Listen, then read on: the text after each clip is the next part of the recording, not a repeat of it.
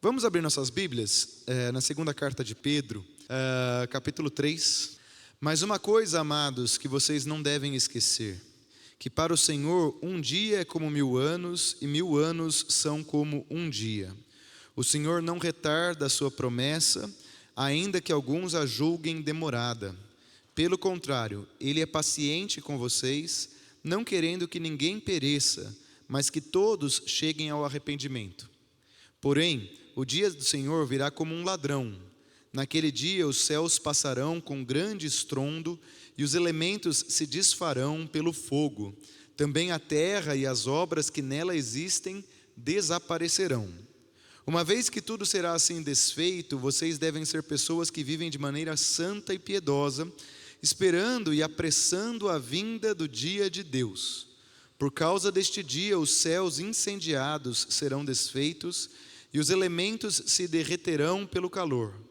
Nós, porém, segundo a promessa de Deus, esperamos novos céus e nova terra, nos quais habita a justiça. Por esta razão, amados, esperando estas coisas, esforcem-se para que Deus os encontre sem mácula, sem culpa e em paz. E considerem a longanimidade do nosso Senhor como oportunidade de salvação.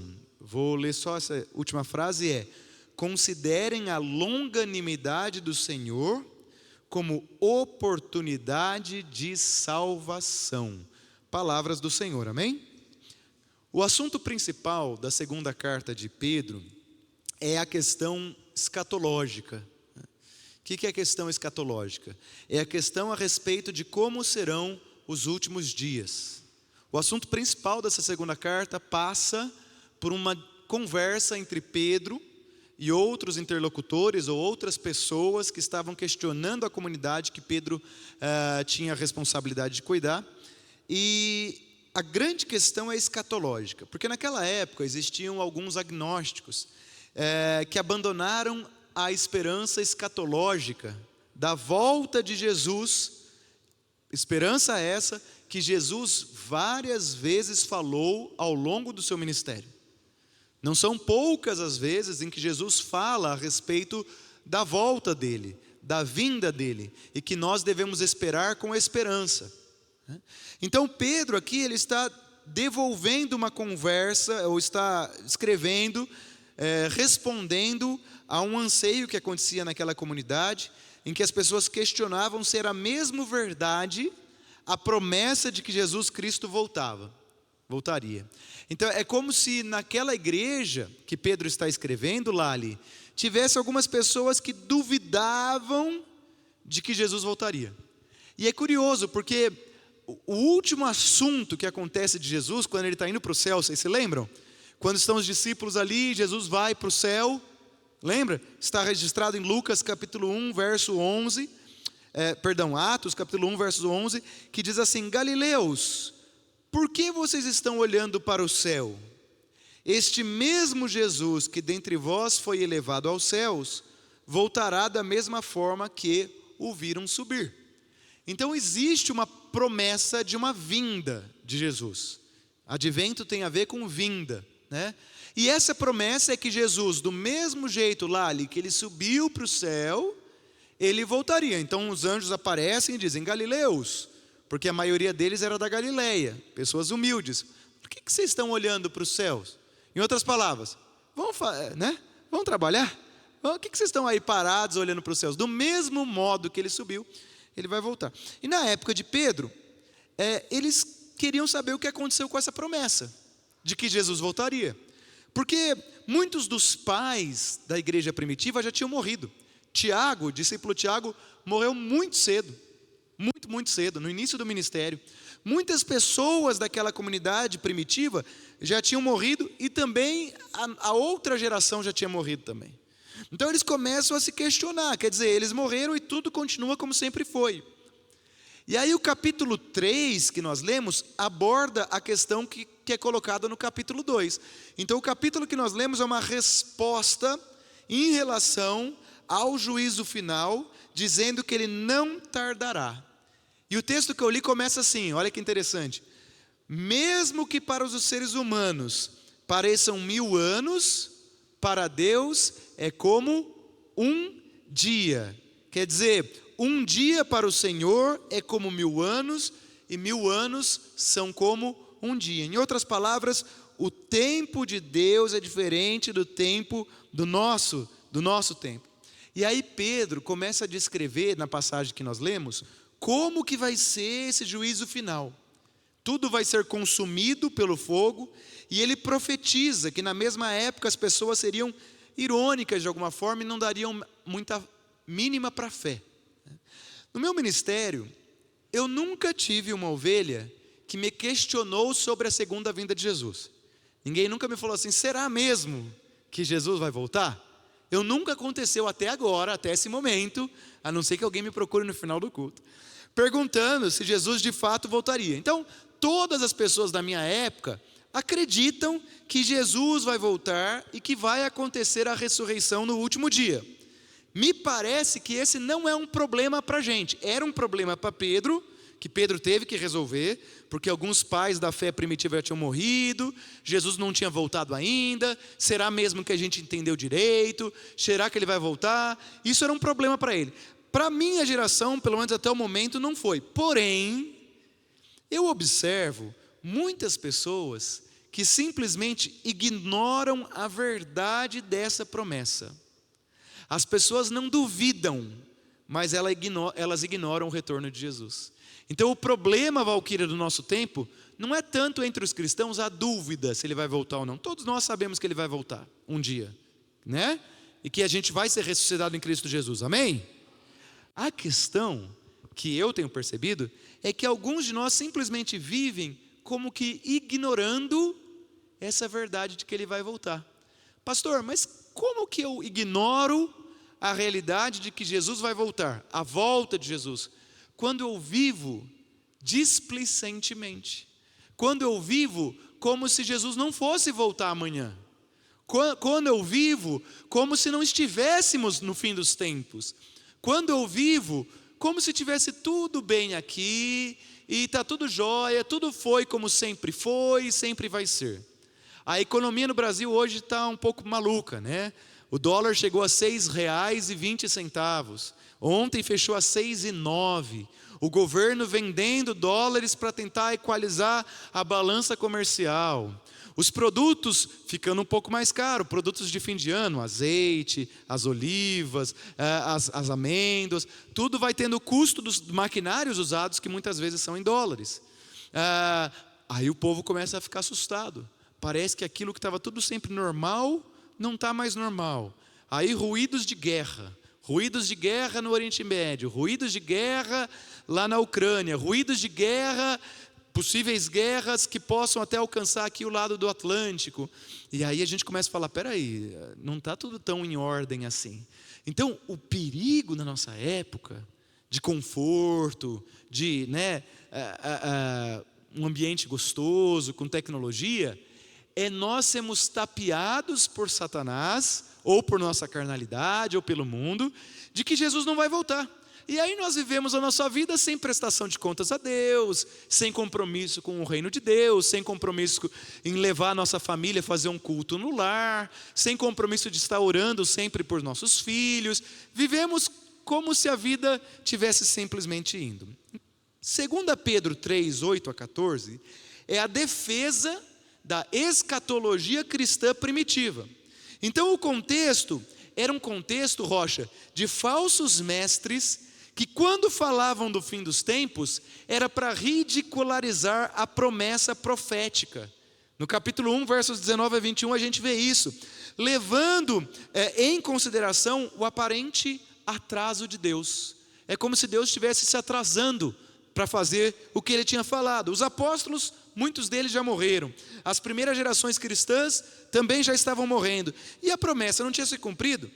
Aí dentro da comunidade, alguns falsos doutores zombavam da fé dos membros. Capítulo 3, verso 4, você pode ver isso. Debochando da demora, como também negando a vinda de Jesus. E esses falsos doutores atacaram a convicção cristã de que tem um projeto para o mundo, que Deus tem um projeto que ele voltaria para restaurar a ordem de todas as coisas.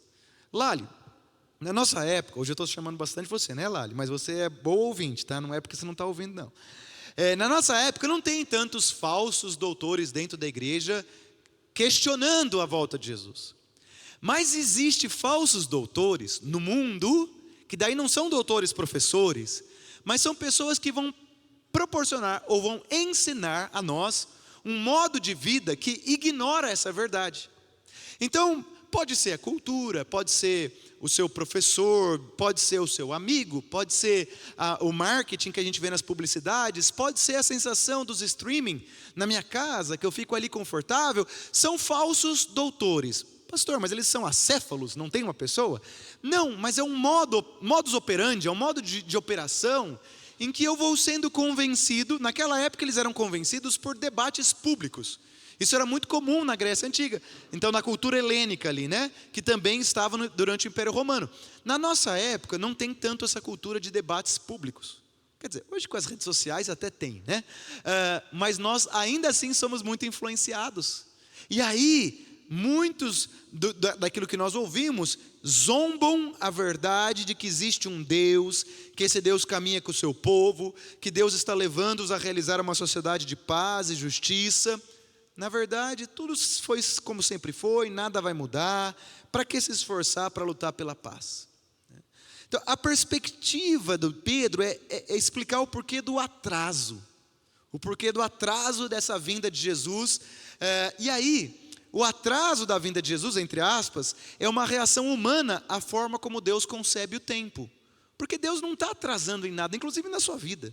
Quando você espera alguma coisa de Deus, quando você está pedindo por alguma coisa e ela não vem, uma resposta, Deus está atrasando? Não. Pedro vai dizer que esse, entre aspas, atraso, porque não é um atraso, é uma graça para a nossa vida. É esse tempo que Deus está esperando para voltar para o julgamento final, é uma graça, é um presente. Uma explicação para o atraso é atribuída ao caráter de um Deus misericordioso.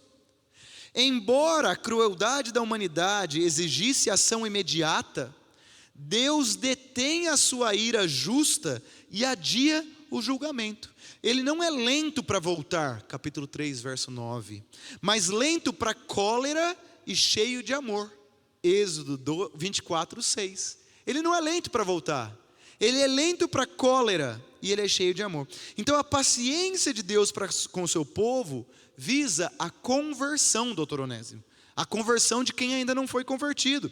O tempo que assim temos permite-nos testemunhar para todas as pessoas que o nosso Deus, o Deus da vida, que ama a todos e todas, quer vida para todas as pessoas e transformação. Então Pedro começa a mudar e fala: olha, esse aparente atraso é uma expressão de graça longânime e de retenção da ira justa, para que a gente tenha tempo de proclamar a graça de Deus. E aí ele vai dizer assim, no texto que nós lemos: a volta do Senhor será repentina e inesperada, como a chegada de um ladrão. Ele faz menção ao que o próprio Jesus falou em Lucas 12, 39, Pedro aqui, né? E os crentes ainda confiam na promessa de Deus, apesar dos escarnecedores dizerem que é tempo perdido. Então Pedro dá garantia de que uma nova terra habitável surgirá e que haverá destruição da terra atual. No capítulo 3, verso 13, ele diz assim: o Senhor construirá novos céus e nova terra, onde habita a justiça. Então a justiça ainda não está aqui, mas ela está sendo preparada pelo perdão dos pecados e pela restauração das pessoas. O tempo de Deus é um tempo de graça. Esperava-se a destruição por fogo ou por água, versos 5 a 7. Mas daí ele vai dizer, Pedro, né, como que vai ser? Os céus, que são firmamento, serão desfeitos, se dissolverão e despedaçarão. Os elementos derreterão nas chamas, possivelmente as estrelas, e o mundo será posto à prova. Esse é o jeito que Pedro está falando sobre a profundidade da transformação que está por vir. A transformação que virá no julgamento final. E aí acontece algo interessante, porque ele começa a dizer assim: o tempo que é concebido no mundo grego e na cabeça dos falsos doutores como Cronos, eles veem o Cronos, Valquíria, Rosane, como um ritmo repetido periodicamente, que faz do mundo e da vida humana um círculo vicioso sem fim. É assim que eles entendiam o tempo.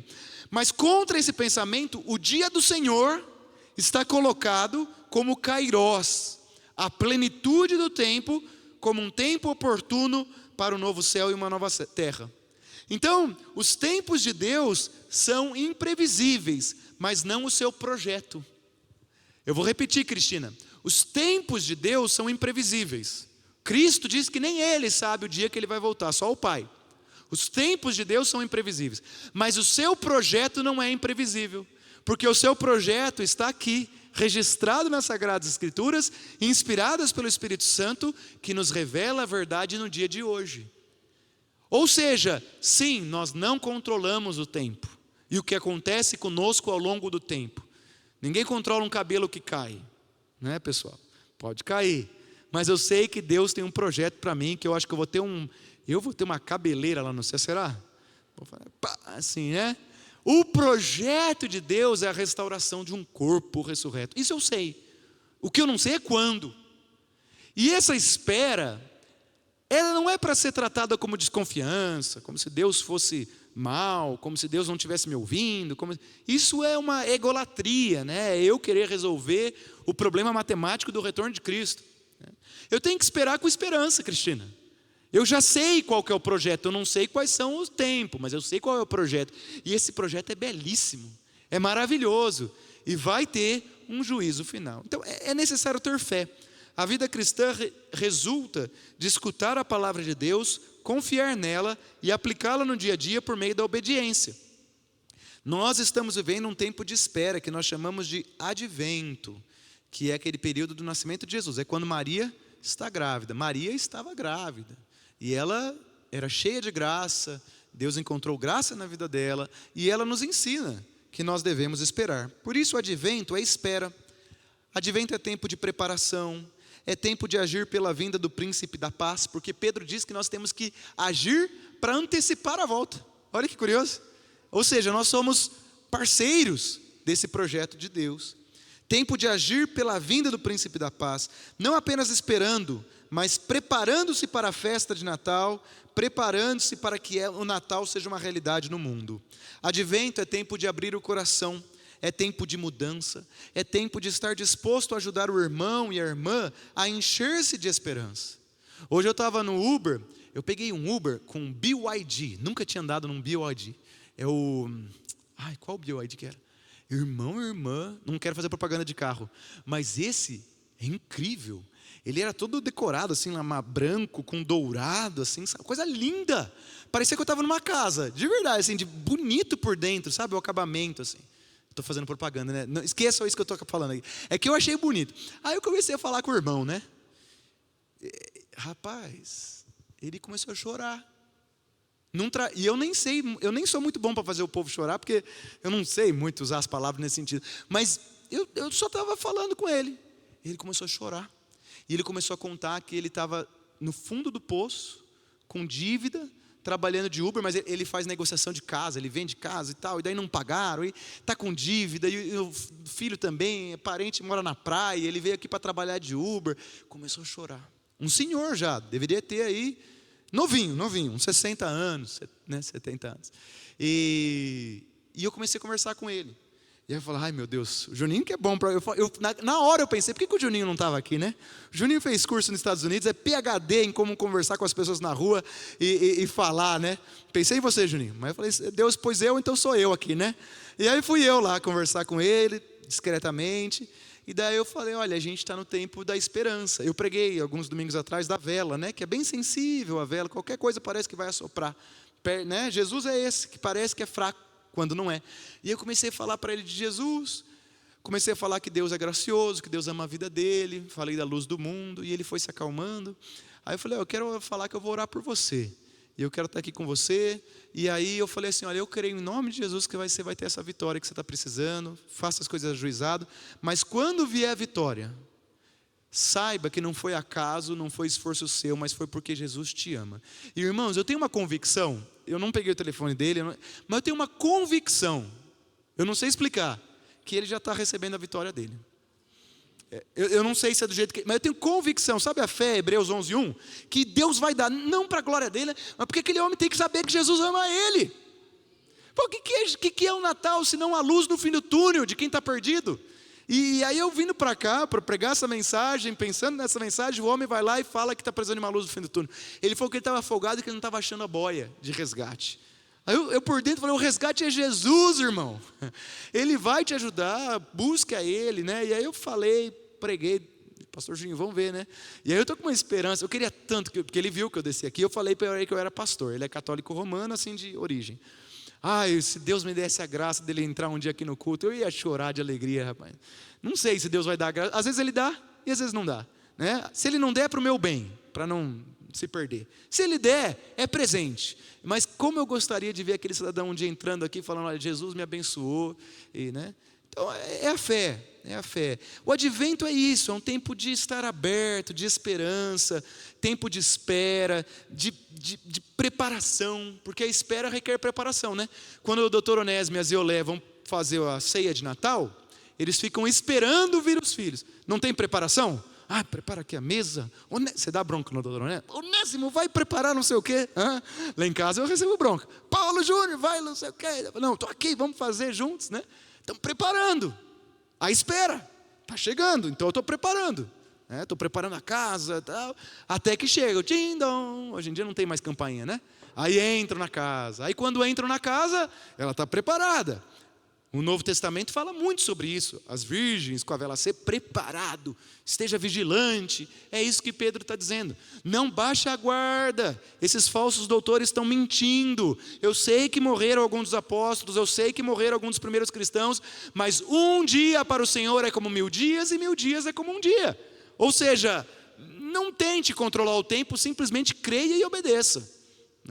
É isso que está acontecendo aqui. E aí, a espera exige determinação, exige firmeza, exige confiança, envolve alegria, envolve expectativa santa. E eu quero dizer uma coisa, preste atenção: no reino de Deus, quem espera é forte.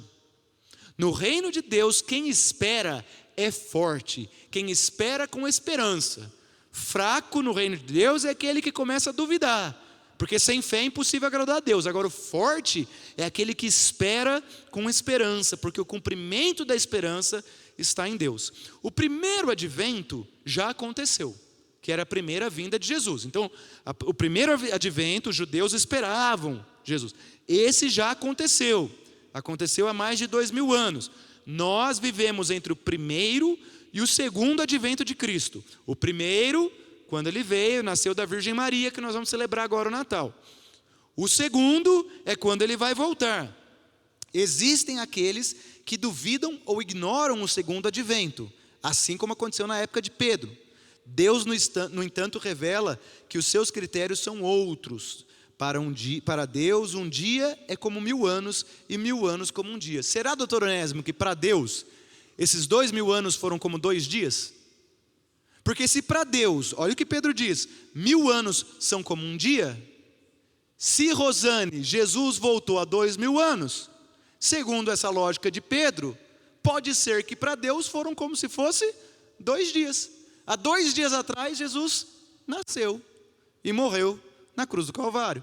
Passou 1000 anos, um dia, passou outros 1000 anos, 2 dias. A gente não sabe, é que nós, seres pequenos, criaturas, queremos controlar o Kairos de Deus, não é? Mas é Ele que sabe de todas as coisas. Então, confie no Senhor. Não são os anos que contam, mas a maneira como eles são vividos. Cada momento é especial e único, e precisa ser vivido com sabedoria, na esperança ativa da presença de Deus. Deus é fiel nas suas promessas. Ele não quer que ninguém se perca, mas que todos cheguemos ao pleno conhecimento da verdade. Quando a gente vai fazer um bolo, eu aprendi isso com minha mãe, não é assim? Põe fermenta, não abre a tampa antes da hora, senão o que acontece com o bolo? Murcha, não é? Qual que é o nome, Valquíria? Matumba. Embatuma. Meu Deus, aprendi uma palavra nova, não conhecia. Eu ia falar, mas pode falar murcha também, né? Ou seja, você está vendo o bolo lá, já está sentindo o cheiro dele, está com saliva na boca e abre. A criança abriu antes do tempo, o que acontece? Perde toda a graça dele. Então nós estamos sabendo que o Messias está voltando, ele está voltando, eu quero abrir. Mas não sou eu que vou abrir. Cristo falou que não é nem ele que vai abrir o laço do julgamento final, do momento que ele vai voltar. É o Pai que vai dizer: Jesus, pode ir. Já pensou? Quando chegar essa hora, o Pai está lá sentado, Cristo à direita de Deus Pai, ele olha para o Espírito Santo, a Trindade Santa ali naquela dança santa. Pode ir, Jesus, deu tempo. Até arrepia, não arrepia? Aí ele vem, aí é hora de abrir o forno. Não sou eu nem você que vai abrir esse forno, é ele. E aí ele volta, e aí a história vai ser completa, né? Então, esperar no Senhor é intensificar a nossa vocação de testemunhas da esperança, porque nós esperamos novos céus e nova terra. Portanto, é hora de dar meia volta e caminhar na contramão da história de injustiças e violências. É hora de olhar para o lado e reconhecer o outro como um irmão ou como um alvo do amor de Cristo. Não desperdice chances da verdadeira vida. Tem um alemão chamado Heinrich Kemmer, que diz assim, abre aspas: o maior pecado do povo de Deus é justamente desperdiçar, com pressão exagerada ou sonolenta indecisão, as chances que tem para servir a Deus no mundo. Eu vou repetir. O maior pecado do povo de Deus é justamente desperdiçar, com pressão exagerada ou com sonolenta indecisão, as chances que tem para servir a Deus no mundo. Advento lembra-nos o menino Jesus que veio. Advento lembra-nos o Cristo que vem e que está no nosso meio. Advento lembra que o Cristo virá para julgar. Quero concluir, antes da oração final, com a mensagem de Isaías, profeta Isaías capítulo 40, versos 6 a 8, que diz assim: toda a humanidade é erva, e toda a sua glória é como a flor do campo. A erva seca e as flores caem, soprando nelas o hálito do Senhor. Na verdade, o povo é erva, a erva seca e as flores caem, mas a palavra do nosso Deus permanece para sempre. O que acontece quando Deus sopra sobre a erva? Ela seca e as flores caem. Toda a carne é como a erva, o povo é como a erva, tudo passa, mas a palavra e o poder de Deus permanecem para sempre. O Deus que castiga o pecado é também poderoso para erguer o Consolador e consolar o pecado. No Advento nós lembramos de João Batista, quando ele anuncia que a vida traz vida. Que você possa, nesse período, querido irmão, querida irmã, se firmar na palavra de Deus. Se você tem ouvido falsos profetas, que diferente daquela época da cultura helênica, debatiam, eles estão por aí, né, em algum lugar, influenciando a gente, nesta tarde, ou quando você estiver acompanhando pela internet, querido irmão, querida irmã, que Jesus abra com uma chave o seu coração, para soprar a verdade, de que Ele é o Rei, e Ele reina. Amém? Eu quero orar por você. Feche teus olhos.